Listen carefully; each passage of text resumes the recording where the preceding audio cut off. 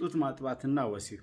ጡት ስታጠቢ አብዛኛውን ጊዜ ወተት ከጡቶችሽ ይፈሳሉ። በተለይ የቅርብ ጊዜ አራስ ከሆንሽ ልጆችሽንም ያለማቋረጥ ታጠቢያለሽ። ይህ ልጅሽን መንከባከብ፣ ማጥባት እንዲሁም ለሌሎች ተጨማሪ የቤት ውስጥ ኃላፊነቶች ወሲብ የመፈጸም ፍላጎቶች ለጊዜው ሊጠፋ ይችላል።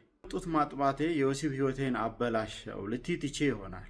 ተሳክቶላችሁ ሙድ ውስጥ በምትሆኑበት ጊዜ ደግሞ ህፃኑ ያለቅስና እሱን በማባበል ጡት በማጥባት እሽሩሩ በማለትና እስኪተኛ ድረስ በመጠበቅ ከሙድ ውጭ ልትሆኚ ትችያለሽ። የመጀመሪያ ልጅሽ ከሆነ እያጠባሽ ያለሽው አሁን ለመጡት ለውጦች ሁሉ በእርግጠኝነት ልምድ ስለሌለሽ አዲስ ነሽ። ላንቺ ዝግጁነቱ ስለምታጠቢው ከባልሽ ጋር አልጋ መለየት የለብሽ። ለህፃኑ ጊዜ እንደምትሰጪው ሁሉ ለባልሽም ጊዜ መስጠት አትርሽ።